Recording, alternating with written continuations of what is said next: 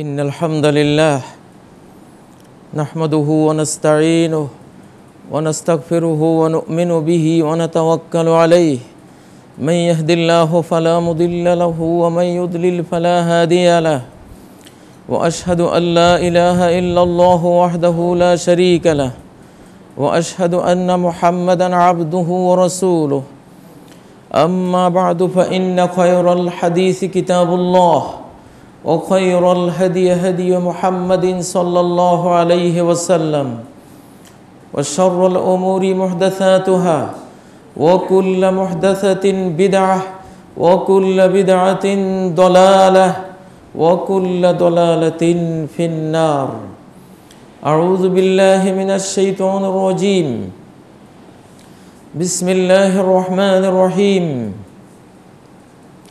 أقم الصلاة لدلوك الشمس إلى غسق الليل وقرآن الفجر إن قرآن الفجر كان مشهودا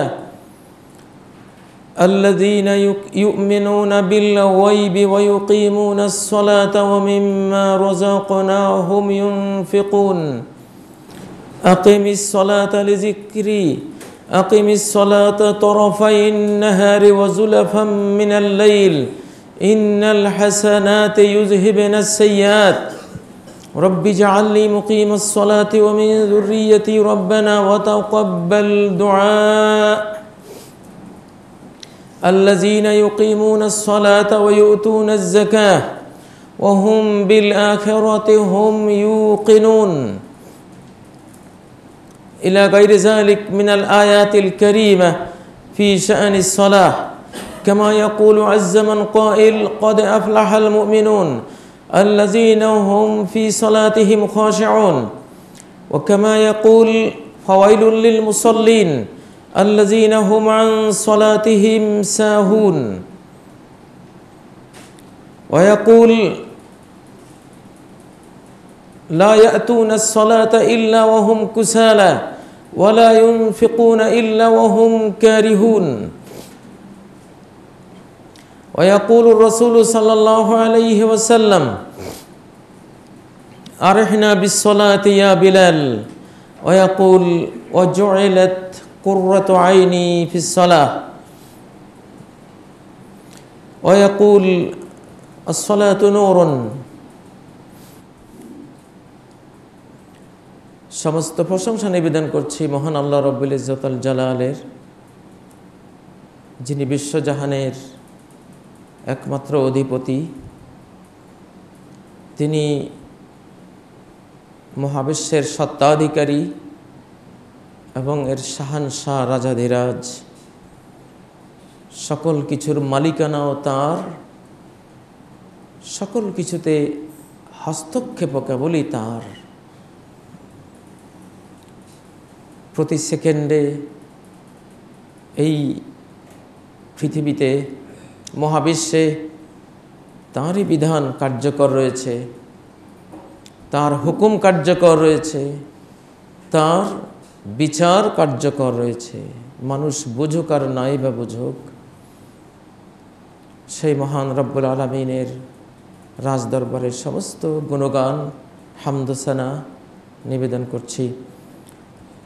সালাত ও সালাম নিবেদন করছি মুহাম্মদুর রাসূলুল্লাহ সাল্লাল্লাহু আলাইহি ওয়াসাল্লামের উদ্দেশ্যে, যিনি বিশ্বজাহানের সকল কিছুর জন্য রহমত স্বরূপ এসেছিলেন। আল্লাহর দয়ামায়ার বাস্তব রূপ নিয়ে পৃথিবীতে আগমন করেছিলেন। সালাত ও সালাম নিবেদন করছি তার সাহাবায়ে কেরাম, আজওয়াজে মুতাহহারাত এবং কিয়ামত পর্যন্ত ওই সকল মুমিন মুমিনার প্রতি যারা ইখলাস সহকারে তার অনুসরণ করবেন এবং করছেন। সম্মানিত মুসল্লিয়ানে কেরাম, আজকে আমার খুতবার বিষয়বস্তু হলো সালাত এবং প্রশান্তি। সালাত এবং প্রশান্তি। সালাত অনেকেই আমরা পড়ি, কোটি কোটি মুসলিম আমরা সালাত পড়ি, এই মসজিদেও আমরা অনেকেই সালাত পড়ি। সালাত শব্দের অর্থ হলো সম্পর্ক, সিলাতুন বাইনাল আবদি ওয়া বাইনার রাব্বি, বান্দা আর মাবুদের মাঝে সম্পর্ক, নেটওয়ার্ক। একটা মোবাইলের নেটওয়ার্ক যেমন আমরা বুঝি, টেলিভিশনের নেটওয়ার্ক বুঝি, নেটওয়ার্ক ছাড়া কিছুই হয় না। যোগাযোগ বিচ্ছিন্ন হলে সব বিকল হয়, নিস্তেজ হয়ে যায়। তেমনি রব্বুল আলামিনের সাথে আমাদের নেটওয়ার্ক, আমাদের সম্পর্ক হলো এই সালাতের মাধ্যমে। সালাতের একটা অর্থ হলো সিলাতুন বাইনাল আবদি ওয়া বাইনার রব, বান্দা আর মাবুদের মাঝে সম্পর্ক। যার সালাত নেই তার আল্লাহর সাথে কোনো সম্পর্ক নেই। সালাত শব্দের আরেকটি অর্থ হলো কোনো বাঁকা জিনিসকে আগুনে তাপ দিয়ে সোজা করে দেয়া। বাঁকা বাঁশ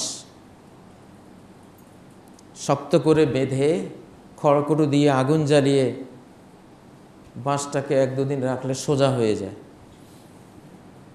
সেখান থেকে আরবি তাসলিয়া থেকে সালা ও তাসলিয়াত জাহিম, জ্বলন্ত আগুনে তাকে দগ্ধ করা, তাসলিয়া। তাসলিয়া থেকে সালা, সালাতের আগুনে বাঁকা মন, বাঁকা নফসকে পুড়িয়ে সোজা করে দেয়া, সিরাতে মুস্তাকিমে চলবার উপযোগী করে দেয়া সালাহ। সালার আরেকটি মর্ম হলো একটা ঘোড়া আরেকটা ঘোড়াকে ফলো করে, বা এক পাল ঘোড়া খুবই সন্নিবেশিত কাতারবদ্ধ হয়ে সম্মুখের ঘোড়াকে অনুসরণ করে, এটাকেও তাসলিয়া বলা হয়। মুসাল্লা, মুজাল্লা 2টা শব্দ আছে। ইমাম সামনে থাকে, মুসল্লিরা পিছনে থেকে সারিবদ্ধভাবে সুশৃঙ্খলভাবে ইমামকে অনুসরণ করে। সালাতের মধ্যে ইমামের অনুসরণের এই মর্মটিও লুকিয়ে আছে। সালার আরেকটি শব্দ হলো অঙ্গ প্রত্যঙ্গকে দোলানো, তাহরিকুস সালওয়াইন। সালাতের মধ্যে রুকুতে যাই, সেজদাতে যাই, আমাদের দেহের বিশেষ অঙ্গগুলোকে এক ধরনের এক্সারসাইজে নিতে হয়। সালাতের মধ্যে এই দিকটাও আছে। কোনো স্পন্দন ছাড়া শুধুই দাঁড়িয়ে সালাত হয় না, রুকুতে যেতে হয়, শুধু রুকুতে হয় না, সেজদায় যেতে হয়, আবার উঠতে হয়, আবার বসতে হয়। সালাতের আরেকটি বড় অর্থ হলো দোয়া, প্রার্থনা, প্রেয়ার। সালাত মানে দোয়া। সালাত নিজেই একটি দোয়া। ইজা কামা আহাদুকুম ইউসাল্লি ফাইন্নামা ইউনাজি রাব্বাহ। তোমাদের কেউ যখন সালাতে দাঁড়ায় সে তার রবের সাথে একান্তে আলোচনা করে, আলাপচারিতা করে, প্রার্থনা জানায়। তুসাল্লি আলাইহিমুল মালাইকা, মালাইকা তাদের জন্য দোয়া করে। সালাতের এক অর্থ হলো দোয়া। আর দোয়া হুয়াল ইবাদা, দোয়াটাই হলো প্রকৃত ইবাদা। এই জন্য সালাতের মধ্যে দোয়ার অর্থ রয়েছে। কিন্তু নামাজ বললে, সালাতকে নামাজ বললে এই অর্থগুলির একটাও আসে না। সালাতকে যদি আমরা নামাজ বলি তো এই যে 5টি অর্থ বর্ণনা করা হলো এর একটাও আসে না। অতএব সালাত নামাজ নয়, সালাত সালাতেই। সালাতকে সালাতেই বলতে হবে, বলা উচিত। সিয়ামকে সিয়ামে বলা উচিত, সালাতকে সালাতে বলা উচিত, আল্লাহকে আল্লাহই বলা উচিত। আল্লাহকে খোদা, সালাতকে নামাজ, সিয়ামকে রোজা, এসব অনুবাদ ঠিক না। কোনো ইসলামের মূল পরিভাষা চেঞ্জ করার কোনো অনুমতি আল্লাহ তাআলা দেন নেই কাউকে। এগুলোর ভিতরে শিরিক থাকে, বেদাত থাকে, কুসংস্কার থাকে। নাম চেঞ্জ করা, নামাজ নামাজ বললে কোরআনে যে 82 বারের মতো সালাত শব্দটা এসছে, সে কি বুঝবে? সালাত শুনলে, সালাত মানে এই ইবাদতটি, এটাকে সালাত বললে একটা শিশুও যখন আকিমিস সালাতা ইউকিমুনাস সালাতা কোরআনে শুনবে, সে বুঝবে এই আয়াতে সালাত নিয়ে কিছু একটা বক্তব্য দেওয়া হচ্ছে। প্রিয় ভাইরা, একজন মুমিনের জিন্দেগির সবচেয়ে বড় সুখের একটি উপকরণ হলো আসসালাহ, মনশান্তির উপকরণ, প্রশান্তির মস্ত বড় একটি অনুষ্ঠান আসসালাহ। আল্লাহ তাআলা কোরআনে হাকিমে বলেন, ইন্নাস সালাতা তানহা আনিল ফাহশাই ওয়াল মুনকার। সালাত বিরত রাখবে ফাহশা থেকে, যেটা অশ্লীল, অসুন্দর, কুৎসিত, কদর্য সব কিছু থেকে। যত উচ্ছৃঙ্খলতা, যত বিশৃঙ্খলা, মনোজগতের বিশৃঙ্খলা, পরিবারের বিশৃঙ্খলা, সমাজের অশান্তি বিশৃঙ্খলা, রাষ্ট্রের অশান্তি বিশৃঙ্খলা, গোটা বিশ্বের অশান্তি বিশৃঙ্খলা যা আছে, ফাহশা মানে পাপাচার বলুন, বেহায়াপনা বলুন, বেলেল্লাপনা বলুন, জিনা ব্যভিচার বলুন, কবিরা গুনাহ বলুন, ফাহশা মানে বিশৃঙ্খল। আল্লাহ শরিয়ার বাইরের জীবনটাই হলো বিশৃঙ্খল, উচ্ছৃঙ্খল জীবন, অশ্লীল জীবন। সব কিছু থেকে মানুষকে ফেরাবে আসসালাহ। সালাতকে যদি মুসলিমরা ব্যবহার করতে পারত, মুসলিম নেতৃবৃন্দ যদি এই সালাতকে কাজে লাগাতো, গোটা রাষ্ট্র ঐক্যবদ্ধ হয়ে যেত, শান্তি শৃঙ্খলে আবদ্ধ হয়ে যেত। চীনের মাও সেতুং বলেছিলেন, মুসলিমদের 5 ওয়াক্ত সালাতের মতো এমন একটি অনুষ্ঠান যদি আমার হাতে থাকতো, তাহলে আমি যে কি করতাম, আমার জাতিকে কোথায় নিয়ে ঠেকাতাম।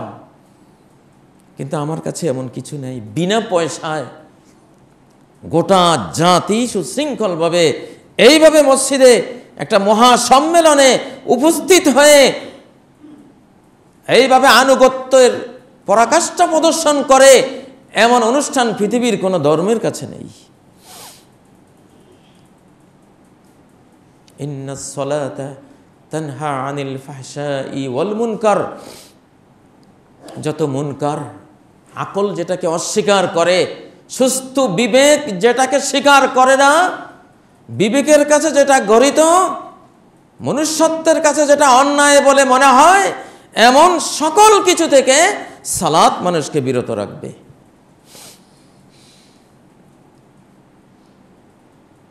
এটা হলো মনোজগতের দিন, মনোজগতের ধর্ম। মনের ভেতরেই পুলিশ বসানো, মনের ভেতরেই র্যাব বসানো, মনের ভেতরেই বর্ডার গার্ড বসে আছে, ইমানের বর্ডার গার্ড।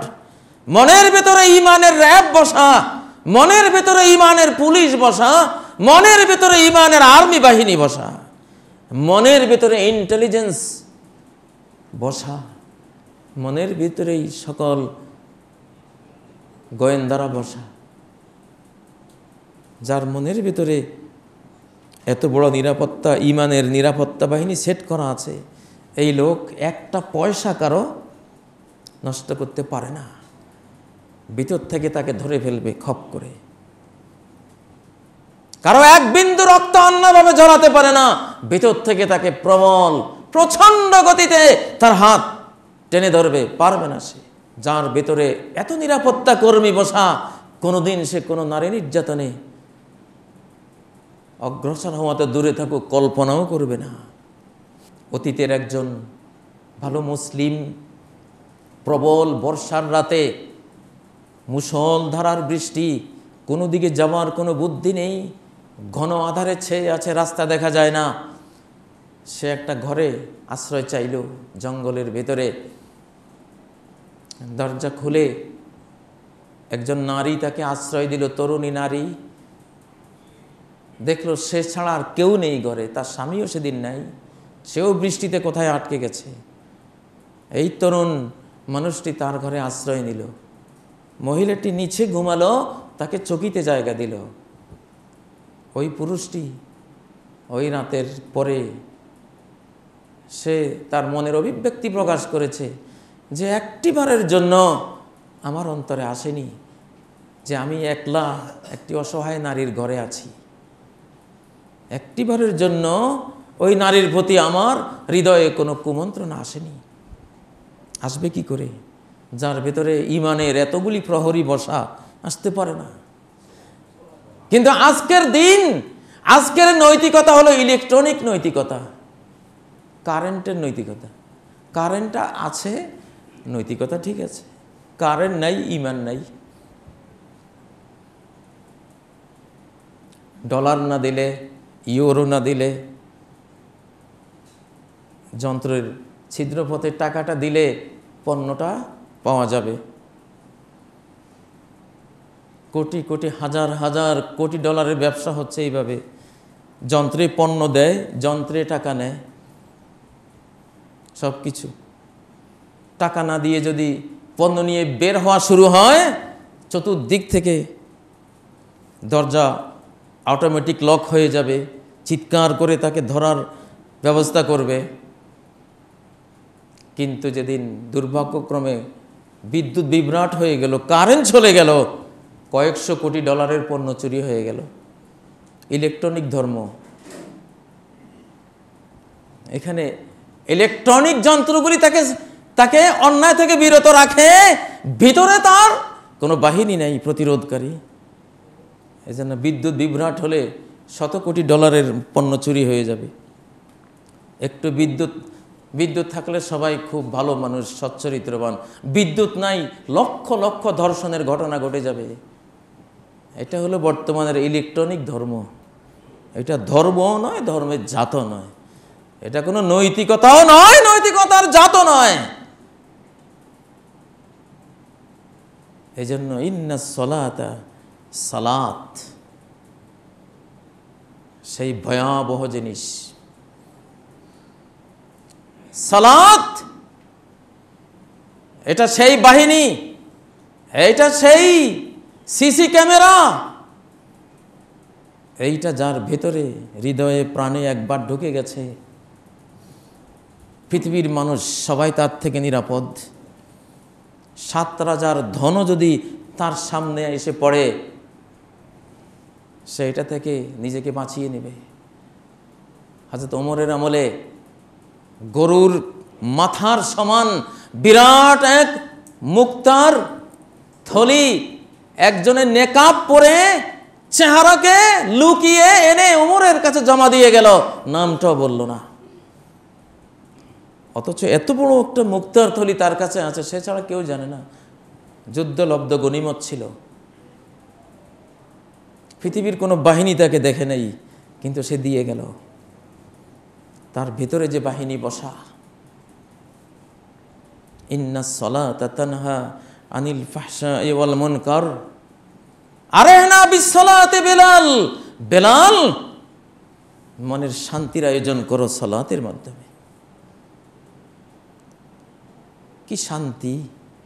ঘরে কিছুই নেই, পেটে পাথর বাঁধা, 2 মাস পর্যন্ত ঘরে 11 স্ত্রীর ঘরে কোনো চুলা জ্বলেনি, কিন্তু সালাতে যখন দাঁড়ায় সকলে, কি যে সুখ, কি যে শান্তি, কি যে আনন্দ, কি যে মজা!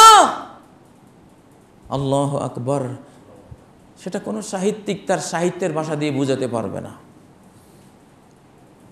রসের গোল্লার মিঠাটা কেমন, সারা দুনিয়ার কবিতা দিয়েও আপনাকে বোঝাতে পারবে না। কারণ রসের গোল্লার মিষ্টি বুঝতে হলে এটা মুখে দিতে হবে। ইন্নাস সালাতা তানহা আনিল ফাহশাই ওয়াল মুনকার। আজকে আমরা যে সালাত পড়ি, আল্লাহ তাআলা এই সালাত চান নাই আমাদের কাছে। 2 মিনিটে 4 রাকাত শেষ, 2 মিনিটে 4 রাকাত শেষ। দেখো এখানে মন হয়তো ব্যাংকে, হয়তো বাজারে, হয়তো দোকানে, হয়তো শ্বশুরালয়ে, আরেকখানে বীরত্ব হলো। সাদ ইবনে আবি ওয়াক্কাস বলতেন, আমি সালাতের মধ্যে মহাবীর। আমার বীরত্ব আমার জীবনে দেখতে পাই যখন আল্লাহু আকবার বলে দাঁড়াই। এই মন কোনো দিন শয়তান আর কোনো দিক নিতে পারে না। আমি সালাতের মধ্যে বীর বিক্রম। আর আমরা সবাই সালাতের মধ্যেই বীর বাঙালি, পরাস্ত বাঙালি সালাতের মধ্যেই। ইমাম সাহেব যদি মাগরিবের সালাত শেষে জিজ্ঞাসা করে কোন সূরা পড়েছিলাম, ভাইজানেরা একটু যদি বলেন, আমার মনে হয় না 2-1 জনে পারবে। আমরা যে কোথায় ছিলাম, ইমামের পিছনে তো আছি, মনটা কোথায়? ইমাম যদি মাঝে মধ্যে ইন্টারভিউ নেন, কোন সূরা পড়ছিলাম? সূরা ইখলাস, সূরা ফালাক দিয়ে উনি সালাত পড়িয়েছেন, কিন্তু ওনার পেছনে যিনি, উনিও বলতে পারবেন না। ইল্লা মাশাআল্লাহ, জানি না, 2-1 জন মুসল্লি তো ভালো থাকারই কথা। প্রিয় ভাইরা, ইন্নাস সালাতা তানহা আনিল ফাহশাই ওয়াল মুনকার ওয়ালা যিকরুল্লাহি আকবার। তুমি সালাত পড়লে, আল্লাহকে স্মরণ করলে, আল্লাহ যে তোমাকে স্মরণ করবে, এইটা তোমার স্মরণের চেয়ে আল্লাহর স্মরণ অনেক বড়। তুমি আল্লাহকে আর কি স্মরণ করলা? আল্লাহ তোমাকে তার চেয়ে বহুগুণ বড় স্মরণ তোমাকে করবেন। তিনি যখন তোমাকে স্মরণ করবেন, তোমাকে দান করবেন মনের শান্তি, যে শান্তি বস্তু দিয়ে পাওয়া যায় না। মনের শান্তি, সাকিনা, আনজালাস সাকিনাতা ফি কুলুবিল মুমিনিন, মুমিনদের অন্তরে তিনি প্রশান্তি নাজিল করেন। আল্লাহ যাকে পছন্দ করেন তাকে টাকাও দেন, প্রশান্তিও দেন। হালাল পথে সে রিজিক নিয়েছে প্রশান্তি সহ, সে সুখী। আরেকজন অর্থ পেয়েছে, প্রশান্তি পায়নি, অর্থ তার সমস্ত অনর্থের মূল। এই অর্থই তার আযাব, এই অর্থই তার প্রশান্তি। ইবনে আদম তাফাররাগ লি ইবাদাতি আমলা ইয়াদাকা আমলা সাদরাকা গিনান ওয়া আসুদ্দা ফাকরাক। আদমের ছেলে মেয়েরা, আমার ইবাদতের জন্য সময় বের করে নাও, অবসর হয়ে আমার ইবাদত করার পরিকল্পনা সর্বদাই করতে থাকো, তাহলে আমলা সাদরাকা গিনান, বৃত্ত দিয়ে তোমার মনকে ভরে দেব। তোমার বৃত্ত, তোমার ধন মনের ভিতরে থাকবে। না খেয়েও যেন খেয়েছো, কিছুই নাই তারপরেও যেন গোটা বিশ্বের তুমি মালিক। ঘরে খাবার নেই, তারপরে ওই লোকের চেয়েও বেশি সুখী যে এই মাত্র খেয়ে এসেছে। তার চেহারায় কিছু কালিমা দেখায়, তোমার চেহারায় কালিমা থাকবে না। আমলা সাদরাকা গিনান, আল গিনা গিনান নাফস, মনের ধনী বড় ধনী। ডলারের বিল গেটস আসল বিল গেটস নয়, মনের বিল গেটস। মনটা বিশাল, সারা দুনিয়া পেলেও সৎ পথে দিয়ে দেব। সারা দুনিয়ার নাই, আসলে সে দুনিয়ার বাদশা। আর যে যত পায় আরো তত চায়, যত পায় আরো তত চায়, সে তো ফকির, চিরকালের ফকির। ইন্নাল গিনা গিনান নাফস। মুহাম্মদ সাল্লাল্লাহু আলাইহি সাল্লাম বলতেন, উহুদের পাহাড় যদি আমাকে স্বর্ণ বানিয়ে দিয়ে দেওয়া হয়, 3 দিনেই ব্যয় করে শেষ করে ফেলবো। কি ধনী, কি বিরাট ধনী।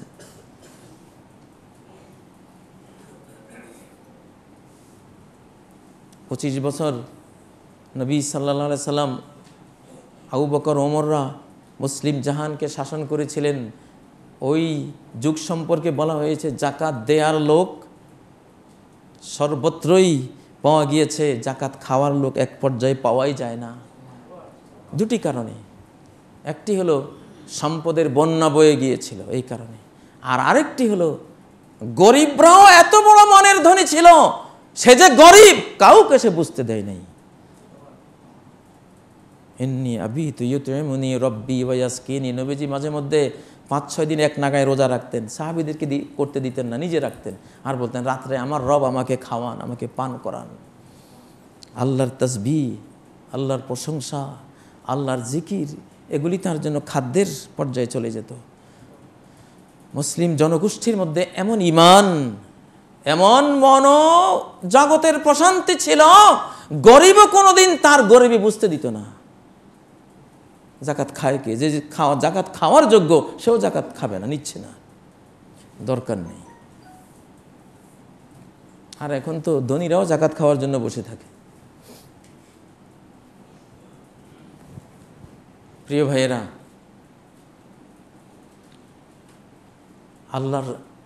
আমরা সালাতে আল্লাহকে স্মরণ করি, আল্লাহ আমাদেরকে স্মরণ করেন।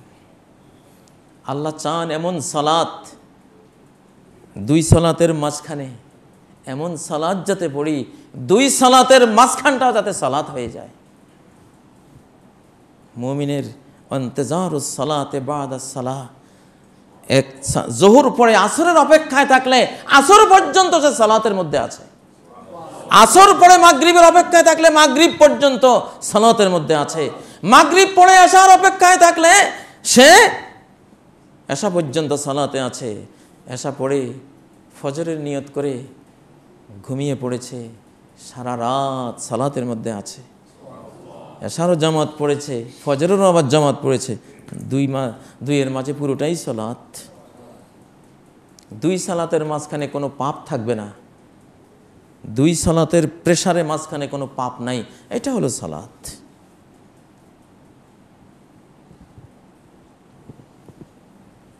এই জন্য এক সালাত থেকে আরেক সালাত পর্যন্ত কিছু ভুল ত্রুটি হয়ে গেলে সালাতের দ্বারাই কাফারা হয়ে যাবে। কিন্তু 2 সালাতের মাঝখানে আমরা তো সালাতে থাকি না, আমরা কি সালাত পড়ি?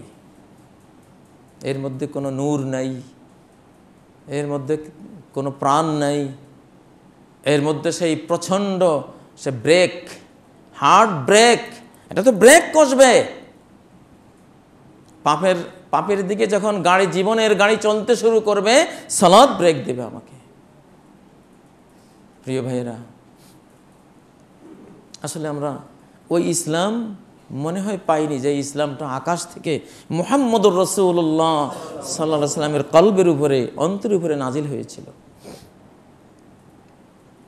সেই ইসলাম যে কি জিনিস বিলাল টের পেয়েছিল তপ্ত মরুভূমির বুকে, যখন তার বুকে পাথর চাপা দিয়ে সেই অগ্নি উত্তপ্ত মরুর বুকে তাকে চাপা দিয়ে রাখা হয়েছে, সে আহাদ আহাদ বলে কি শান্তি, আল্লাহু আকবার।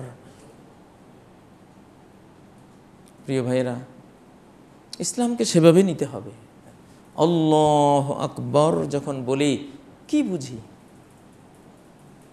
আল্লাহু আকবার, তিনি সবার ঊর্ধ্বে, আমার ঊর্ধ্বে তিনি, আমার পিতার ঊর্ধ্বে তিনি, আমার স্ত্রীর ঊর্ধ্বে তিনি, আমার মায়ের ঊর্ধ্বে তিনি, আমার সকল নেতৃবৃন্দের ঊর্ধ্বে তিনি, গোটা বিশ্বের সবার ঊর্ধ্বে তিনি, সকল সম্পদের ঊর্ধ্বে তিনি।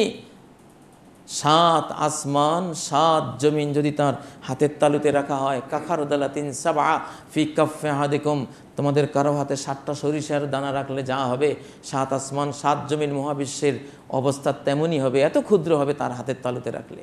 তিনি তাহলে কত বড়! আল্লাহু আকবার, আল্লাহু আকবার। আল্লাহ বড়। কাকে ভয় পাই? সমাজকে?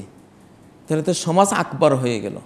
মুখে বলেছি আল্লাহু আকবার, আর কাজে কর্মে দেখালাম আল মুজতামাউ আকবার, সমাজ আকবার, সমাজটাই বড়। সমাজ খারাপ ভাববে, এই জন্য দাড়ি কেটে ফেলে দিয়েছে।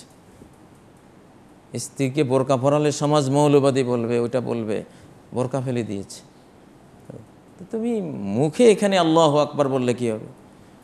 তোমার কাছে সমাজ আকবার, বাড়ির আশপাশের লোকগুলি আকবার, তোমার কাছে সৃষ্টিরা আকবর, স্রষ্টা আকবর নয়। সমগ্র কোরআনে এই দুটো জিনিস একসাথে বলা হয়, ইউমিনুনা বিল্লাহি ওয়াল ইয়াউমিল আখির, আল্লাহর প্রতি আর পরকালের প্রতি বিশ্বাস। আল্লাহর সাথে পরকালের সম্পর্কটা কেন? এই জন্য যে আল্লাহ এমন যে প্রত্যেকটি কথার, পরিকল্পনার, প্রত্যেকটি চলন বলন, প্রত্যেকটি কাজ কর্মের হিসাব সরাসরি ডাইরেক্ট তিনি নেবেন। এর জন্য পুরস্কার, তিরস্কার, শাস্তি, শান্তি যা দেয়ার তিনি দেবেন। এইরকম আল্লাহ তিনি। এমন আল্লাহ নন যে আকাশে তিনি আছেন, বাস ওনাকে নিয়ে উনি আছেন, আপনাকে নিয়ে ওনার কোনো দায় দায়িত্ব নেই। না, পরকালকে বিশ্বাস করতে হবে কেন? ওনার ধরাটা আসবে পরকালে। পরকালে উনি ধরাটা দেবেন। দুনিয়াতেও ধরা দেন, বিচার দুনিয়াতে হয়, মানুষ বুঝে না। প্রত্যেকটা ভালো কাজের বিচার পৃথিবীতেও পায় মানুষ, সুন্দর স্বাস্থ্যের মাধ্যমে, সুপ্রশংসার মাধ্যমে, মনের প্রশান্তির মাধ্যমে, রিজিকের বরকতের মাধ্যমে, ছেলে মেয়ে ভালো হচ্ছে, সৎ হচ্ছে, এর মাধ্যমে সমাজ তাকে ভালো বলে বিদায় জানাচ্ছে, এর মাধ্যমে। এটা সতের হাজারো বিচার পুরস্কার দুনিয়াতে চলতে থাকে। আর পাপাচারের বিচার সাথে সাথে একটা চলতে থাকে, ছোট বিচার। মানুষ তাকে হৃদয় দিয়ে ঘৃণা করে, এটা তার পাপের বিচার। মানুষ সামনে তাকে ভালো বললে পিছনে তাকে লানত দেয়, অভিশাপ দেয়, এটা তার পাপের বিচার। তার মনে কোনো শান্তি নেই। হাজার লাখ কোটি টাকার মালিক হৃদয়ে আগুন জ্বলে, তুষের আগুন, অশান্তির আগুন জ্বলে, এটা তার পাপের বিচার। চেহারা দেখতে পাপীর চেহারা, চোরের মতো দেখা যায় চেহারা দেখতে, এটা তার পাপের বিচার। তার স্ত্রীর শান্তি নেই, সন্তানরা এক একটা অমানুষ, ঘরের মধ্যে আগুন জ্বলে, এটা তার পাপের শাস্তি। ওয়া ইন্নাল ফুজ্জার লাফি জাহিম, যারা পাপাচারী এই পৃথিবীতে ওরা আগুনে, কবরেও আগুনে, জাহান্নামেও তারা আগুনে থাকবে। কে বলে বিচার নাই? কয় যে আল্লাহ কবে বিচার করবে? আরে আল্লাহ তো বিচার করেই দিলেন। ওয়ালা নুযিকান্নাহুম মিনাল আযাবিল আদনা দুনাল আযাবিল আকবারি লাআল্লাহুম ইয়ারজিউন। বড় শাস্তির আগে ছোট শাস্তি দিয়ে বিচার কার্য চলতেছে, চলবে, চলমান প্রক্রিয়া। এই বিচারটা এই জন্য করি তারা যাতে ফিরে আসে। ঢাকার উপরে বসে আছেন, ভূমিকম্প বলে সাবধান আমি আসছি। আজকেও সকালবেলা একটা বিল্ডিংয়ে ছিলাম, হঠাৎ করে একটা ভয় ঢুকলো যে আমি নিরাপদে বসে আছি এখানে, মনের মধ্যে ভূমিকম্পের এমন এক ভীতি ঢুকলো। বেরিয়ে কতক্ষণ হাঁটলাম, যে এই বিল্ডিংগুলিতে আমার গোরস্থান।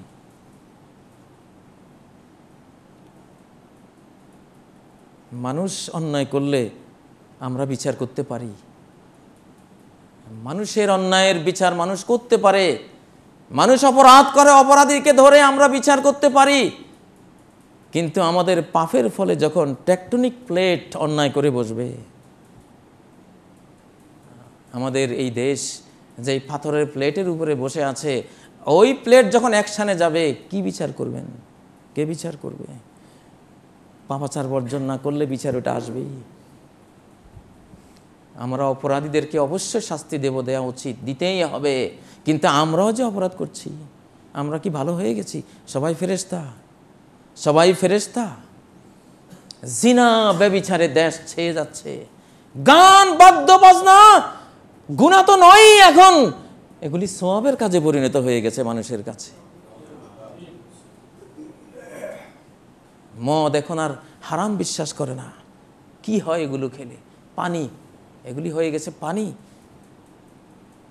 শিরিক, বেদাত, কুসংস্কার, পাপাচার দিয়ে সমস্যা তৈরি করে নিয়েছি। কি ধ্বংসযজ্ঞ যে আমাদের কপালে আছে আল্লাহ জানে, কিন্তু আছে যে মনে হয় এর মধ্যে কোনো সন্দেহ নাই। এখন এই ভয়াবহ ভূমিকম্প যে পৃথিবীতে বাস করছি, এই পৃথিবীর নিচেই তো জাহান্নামটা। সহিহ হাদিসের আলোকে ওলামায়ে কেরাম যে সিদ্ধান্ত দিয়েছেন দলিল প্রমাণ দিয়ে, জাহান্নামের উপরে বসে আছি। এমন মহা দুর্নিবার শক্তি পাওয়ার এই জমিনের নিচে লুকিয়ে আছে, একটু বের হলে মহা বিস্ফোরণ ঘটিয়ে কোথায় কাকে নেবে, কার শরীরের এক একটা ধুলি কোন মহাদেশে গিয়ে পড়বে আল্লাহ ছাড়া কেউ জানে না।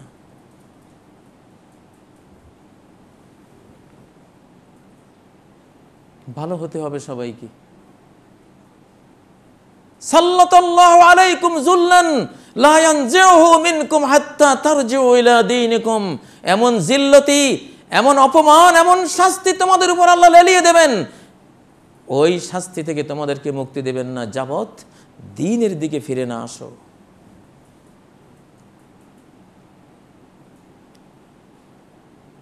আমরা শান্তি খুঁজি এখন নাটকে, ছায়া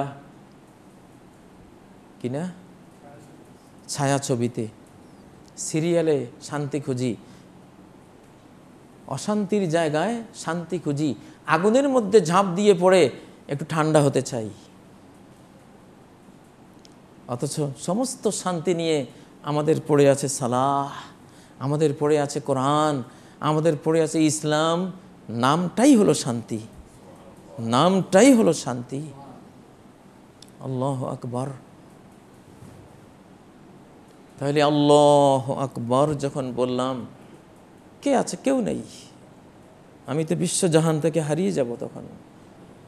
আমি আকবরের সামনে দাঁড়িয়ে আছি, এই মহা বিশ্ব যার সামনে সরিষার দানা, আমি তার সামনে দাঁড়িয়ে গেছি। কি আছে আমার চারপাশে? এগুলি নাথিং, এগুলির কোনো ভ্যালু নাই। ভ্যালু হলো আল্লাহর। আল্লাহু আকবার, আল্লাহু আকবার। আল্লাহু আকবার দিয়ে শুরু, আসসালামু আলাইকুম রহমতুল্লাহ দিয়ে শেষ। শান্তি তো এখানেই। সাহাবীদের বীরত্ব ছিল সালাতের মধ্যে, আর আমরা মারামারির মধ্যে খুব বীর, বীর বিক্রম, বীর শ্রেষ্ঠ, কত মারামারির মধ্যে বীর। নামাজে আসলে আমাদের বীরত্ব আর থাকে না, কাপুরুষ বুজদিল। নামাজে সালাতে আসলে কিছুই নেই, বীরত্ব নাই। আরে ওই বাইরের বীরত্ব তো নাথিং বীরত্ব। আসল বীরত্ব হলো সালাতের মধ্যে বাপের বেটার মতো সালাত পড়লাম, শয়তান হাজারো চেষ্টা করেও আমার মনটাকে সালাত থেকে আউট করতে পারলো না। এটা হলো বীর। ইন্নামাস শাদীদ মান ইয়াসরাউ নাফসাহু ইনদাল মান ইয়ামলিকু নাফসাহু ইনদাল গাযব। প্রকৃত বীর তো সেই যে রাগের সময় নিজেকে কন্ট্রোলে রাখতে পারে। নবীজি বলেছেন, রাগ আসছে সে নিজেকে কন্ট্রোল করেছে, এটা বীর পুরুষ। আরেকজনকে হারিয়ে দিয়েছে, এটা প্রকৃত বীর নয়। প্রিয় ভাইয়েরা, সব মুসল্লি মুসল্লি নয়, সব মুসল্লি মুসল্লি নয়। ইন্নার রাজুলা লা ইউসাল্লি সালাতা 60 সানাতান ওয়া লাম তুকবাল লাহু সালাহ। 60 বছর সালাত পড়েছে, একটি সালাতও হয় নাই, কবুল হয় নাই।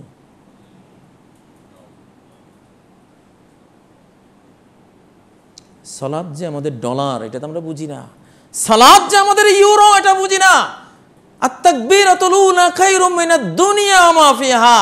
আল্লাহু আকবার এটুকু বলা, দুনিয়ার সমস্ত ধনরত্ন, ডলার, ইউরো যা জমা আছে যত জায়গায়, টাকা পয়সা সবগুলিকে একসাথ করলে আত-তাকবীরাতুল উলা, প্রথম তাকবীরের সমান মূল্যমান পাবে না।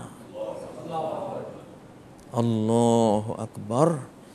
মুমিনের রাজত্ব তার তাকবীরের মধ্যে, তার সালাতের মধ্যে। এই কাদামাটির অশান্তির দুনিয়ার সমস্ত মনের জ্বালা, হৃদয়ের অশান্তি, ঘরের অশান্তি, মনের অশান্তি, পরিবারের অশান্তি, স্ত্রীর দিক থেকে অশান্তি, ছেলে মেয়ের দিক থেকে অশান্তি, প্রতিবেশীদের দিক থেকে আসা জ্বালা যন্ত্রণা, তার সমাজের দিক থেকে আসা জ্বালা যন্ত্রণা, রাষ্ট্রীয় জ্বালা যন্ত্রণা, বৈশ্বিক অশান্তির আগুন, সব কিছুকে ফেলে দিয়ে আল্লাহু আকবার বলে শান্তির জগতে ঢুকে গেলাম। সহিহ হাদিসে রয়েছে, মুমিনের সমস্ত পাপ সালাতে দাঁড়ালে দুই কাঁধে এনে ফেলা হয়। তার যত গুনাহ আজকে এই জুমার আগ পর্যন্ত, জীবনের শুরু থেকে জুমা পর্যন্ত যত পাপ বাস ইউদাউ আলা কাতেফাইহে, তার দুই কাঁধের উপরে রাখা হয়। সে যখন রুকুতে যায় পাপগুলি পড়ে যায়। কারণ দাঁড়ানো অবস্থা যদি কিছু কাঁধের উপরে রাখা হয়, এই কাঁধ যখন এমনি কাত হয়ে যাবে, কাঁধের উপরে থাকবে। পাপগুলি দাঁড়ানো অবস্থায় এনে দুই কাঁধে রাখা হয়, রুকুতে গেলে সব ঝরে যায়। আল্লাহু আকবার। এই সালাত তো এক ওয়াক্ত পড়লে সেই নিজামুদ্দিন আউলিয়ার চেয়েও বড় আউলিয়া হবে। সে তো এক একজন সাহাবীর সমান। এই যুগের মুসলিমরা যারা আমল করবে 50 জন সাহাবীর সমান সওয়াব পাবে। এই ফিতনার যুগে, এই কুফরি শিরিকির যুগে, এই প্রকাশ্য পাপাচার, অবিচার, ব্যভিচারের যুগে, যেই যুগে পাপাচারকে প্রকাশ্য করে আনন্দ বোধ করা হয়, প্রকাশ্য পাপাচারকে শিল্প বলা হয়, যে আল্লাহ সব পাপীকে মাফ করবেন, প্রকাশ্য পাপীকে আল্লাহ মাফ করবেন না। কারণ সে কত বড় খারাপ, তার কারণে আল্লাহর কোটি কোটি বান্দাবান্দি ওই পাপের মধ্যে পড়ে যাবে, তার ক্ষমা নেই। প্রিয় ভাইয়েরা, আমরা যখন অজু করি,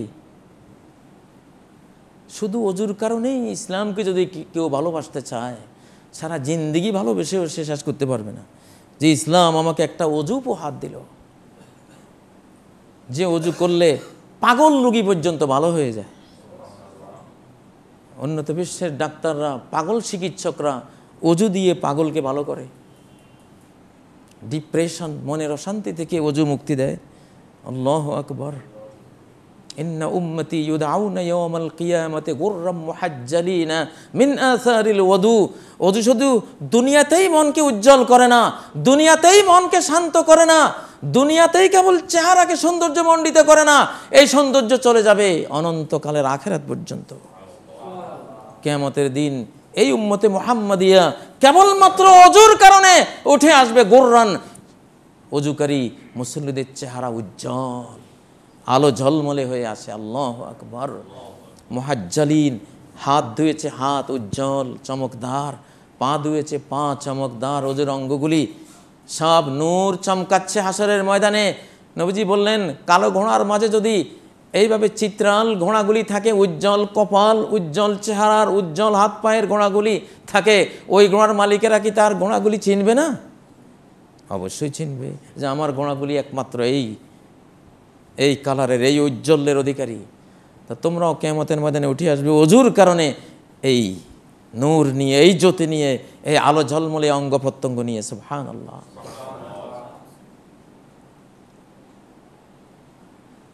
ওযু আরবি শব্দ। ওযু মানে হলো ঔজ্জ্বল্য। অজু মানে ধোয়া না। আমরা বাংলাভাষীরা অজু করিলই মানে অজু মানে ধোয়া, হাত পা ধোয়া। অজু মানে আসলে ধোয়া নয়। ধোয়া আরবি হলো গোসল, আল গাসল। ধোয়া আরবি হলো আল গাসল, ধৌত করা। কিন্তু এখানে ধৌত করাকে গোসল বলা হচ্ছে না, ওযু বলা হচ্ছে। ওযি মানে আলোকিত, আলোকিত অঙ্গ প্রত্যঙ্গ, দেহ, মন, আত্মা সব কিছুকে আলোকিত করে দেয়। সুবহানাল্লাহ। তারপরে ওযু শেষে আশহাদু আল্লা ইলাহা ইল্লাল্লাহ ওয়া আশহাদু আন্না মুহাম্মাদান আবদুহু ওয়া রাসূলুহু আল্লাহুম্মা জাআলনি মিনাত তাওয়াবিন ওয়া জাআলনি মিনাল মুতাতাহহিরিন। আল্লাহু আকবার। এই শাহাদা যখন পড়ি, জান্নাতের 8টি দুয়ার খুলে দেওয়া হয়, আসো, তুমি আসো। এগুলি আমাদের সংস্কৃতি, আমাদের মনোজগতের প্রশান্তি। এগুলি ছাড়া মন শূন্য, এগুলি ছাড়া মন বিষাক্ত, এগুলি ছাড়া মন অশান্তির জাহান্নাম।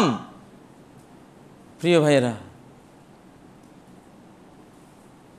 এই ধরনের সালাতগুলো যদি আমরা পড়ি, ভূমিকম্প কেন আসবে? ভূমিকম্প প্রতিরোধ করার জন্য এই সালাতগুলি দরকার। যে সালাতের সামনে দাঁড়ালে আমরা যেন আল্লাহর সামনে দাঁড়িয়ে যাই, সমস্ত পাপাচার থেকে মুক্ত হয়ে যাই। 2 সালাতের মাঝখানে আমার জীবনটা পাপ মুক্ত হয়ে যায়। ভূমিকম্প প্রতিরোধ করুন এই সালাতের মাধ্যমে। ভূমিকম্প প্রতিরোধ করুন, জিনা ব্যভিচার বর্জনের মাধ্যমে ভূমিকম্প প্রতিরোধ করুন, মদ বর্জনের মাধ্যমে ভূমিকম্প প্রতিরোধ করুন, বাদ্য বাজনাকে টোটাল পরিত্যাগ করার মাধ্যমে। যত ট্যাঁটো করবেন, নাচবেন, টেকটনিক প্লেটও নাচিয়ে উঠবে। আপনার নাচের নাম ড্যান্স, আর টেকটনিক প্লেটের নাচের নাম হলো ভূমিকম্প। আপনি নাচতে পারেন, তার কি নাচতে মন চায় না? সে একটা নাচুনি দেবে, অভিশপ্ত নাচুনি। এক নাচুনিতে কোথায় যে যাবে ট্যাঁটো আর ব্যবওয়ালারা। ফোলাফানকে এত বড় বড় দোতারা সেতারা কিনে দেয়। আগের যুগের ফোলাফান গিলাপে করে কোরআন নিয়ে যাইতো, এখন কাঁধের মধ্যে এত লম্বা লম্বা ভূমিকম্প নিয়ে হাঁটে। এগুলি ভূমিকম্প। আম্বিয়ায়ে কেরামের জ্ঞান দিয়ে বলছি, এগুলি ভূমিকম্পের মূল উপকরণ। ওই টেকটনিক প্লেট একটা আরেকটার উপরে উঠে গেছে, এখন প্রচণ্ড সংঘর্ষে যেই বিশাল পাওয়ার ওখানে জড়ো হচ্ছে। এইটা একবার 2004 সালে ভারত মহাসাগরের তলায় গিয়ে এক সুনামি তৈরি করেছিল, লক্ষ লক্ষ মানুষ শেষ। ঘন্টায় 900 কিলোমিটার গতিতে পানিরা ছুটেছে, ট্রেন সহ ভাসিয়ে নিয়ে গেছে। আল্লাহু আকবার, ডুবার সময় পায় নাই। সেটা গেছে বাংলাদেশের নিচ থেকে। 2004 সালের ভারত মহাসাগরে সে ভূমিকম্প বাংলাদেশের তল থেকে গেছে, এই এলাকা থেকে গেছে। এখানকার টেকটনিক প্লেটেরই ওটা প্রতিক্রিয়া ছিল। সেটা এখন রেডি চূড়ান্ত মার দেওয়ার জন্য। সন্তানদের হাতে কোরআন ধরিয়ে দিন, পাপের শাস্তি থেকে কেউ বাঁচবে না, কেউ বাঁচাতে পারবে না, কোনো প্রযুক্তি কাজ দেবে না। ফালাম্মা জাআহুম বাসুনা, যখন আমার শাস্তি তাদের কাছে আসলো, ইযা হুম ইয়ারকুদুন, দৌড়াচ্ছে। কই দৌড়াও? লা তারকুদু, দৌড়িস না, দৌড়ি কোনো লাভ নাই। তোর সুখের বাসর ঘরে যাস না এখন? তোর নাট্যশালায় যাস না? ওইদিকে না যাবি, দৌড়াস কই? লা তারকুদু ওয়ারজিউ ইলা মা উতরিফতুম ফি, যেখানে নাচ গান করতি, আনন্দ করতি, সেখানে যা। এত সংস্কৃতিবান, এত বুদ্ধিজীবী, হ্যাঁ, এত প্রযুক্তির মালিক, দৌড়াস কই তুই? তোর মতো এমন স্মার্ট লোকের জন্য তোর দৌড় শোভা পায় না। লা তারকুদু ওয়ারজিউ ইলা মা উতরিফতুম ফি ওয়া মাসাকিনিকুম, এত সুন্দর অট্টালিকা বানিয়েছো, ঘরে না যাবা? ঘর ছেড়ে কই যাও? পালাস কই? ওয়ারজিউ ইলা মা উতরিফতুম ফি ওয়া মাসাকিনিকুম, ওখানে যাও। কিন্তু আমরা জানি ঘরে কেউ দৌড়াবে না, ঘর ছেড়ে দৌড়াবে, ঘরের দিকে কেউ দৌড়াবে না। এখনই এই মসজিদে একটু কাঁপুনি আসুক না, তখন দেখা যাবে কি হয়। এখন তো ওয়াজ নসিহতের আর দিন নেই। ওয়াজ নসিহত কে কাজ শুনে? ওয়াজ নসিহতের বেলা শেষ। ওয়াজ নসিহত এখন আর কাজে আসবে না। এই জন্য ভূমিকম্পের ওয়াজ আসতেছে। এখন ওয়াজ করবে ভূমিকম্পে। আপনাদেরকে ওয়াজ করা হচ্ছে, আমরাও বাঁচব না এই ভূমিকম্পে। যারা আল্লাহওয়ালা, যারা ইসলামওয়ালা, কোরআনওয়ালা, তারাও বাঁচবে না। কারণ মন্দের পরিমাণ যখন বেশি, আয়েশা সিদ্দিকা নবীকে প্রশ্ন করেছিলেন, আনুহুলাকু ফিনাস সালিহুন, নেককার আল্লাহওয়ালা মানুষেরা আমাদের মধ্যে থাকতেও কি আমাদেরকে ধ্বংস করে দেওয়া হবে? তিনি বলেন, নাম। লাখ লাখ ইমাম, খতিব, মুসল্লি, কোরআনওয়ালা, হাফেজে কোরআন, আলেমে দ্বীন ইত্যাদি ইত্যাদি সব সহই তোমাদেরকে মেছাকার করে দেওয়া হবে। ইজা কাসুরাল খাবাস, কখন? যখন খবিসের সংখ্যা বেড়ে যাবে। তৈয়বের তুলনায়, পবিত্রের তুলনায় অপবিত্রের সংখ্যা বেড়ে গেছে, তখন এই অবস্থাটা হবে। প্রিয় ভাইরা, অতএব প্রকৃত ইমানদার হওয়া উচিত। আমরা যদি প্রকৃত ইমানদার হই, যদি আমরা আল্লাহকে সালাতে স্মরণ করি, আল্লাহর সামনে দাঁড়িয়েছি এটা কায়মন বাক্যে পুরো অস্তিত্ব দিয়ে ভাবি, তাহলে আল্লাহ আমাদেরকে স্মরণ করবেন, স্মরণ করে যা লাগে তা দান করবেন।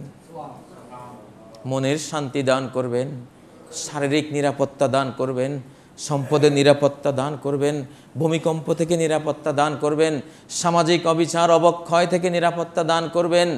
আমাদের যা লাগে সবই তিনি আমাদেরকে দান করবেন, এমনভাবে তিনি আমাদেরকে মনে রাখবেন। প্রিয় ভাইয়েরা, আসুন আমরা আমাদের সালাতগুলিকে আল্লাহ যেভাবে চেয়েছেন, জীবন্ত সালাত, হৃদয় দিয়ে যে সালাত পড়া হয়, প্রাণ দিয়ে যে সালাত পড়া হয়, যে সালাতে দাঁড়ালে মুমিন দুনিয়ার সব জ্বালা ভুলে আল্লাহর সামনে সে অবনত হয়, সেই সালাত যাতে আমরা পড়ি, আল্লাহ তৌফিক দান করুন। ইন্নাস সালাতা তানহা আনিল ফাহশাই ওয়াল মুনকার ওয়া যিকরুল্লাহি আকবার আল্লাহু ইয়ালামু মা তাসনাউন। আকুলু কওলি হাযা ওয়া আস্তাগফিরুল্লাহ লি ওয়া লাকুম ফাস্তাগফিরুহু ওয়া তুবু ইলাইহি ইন্নাহু হুয়াল গফুর।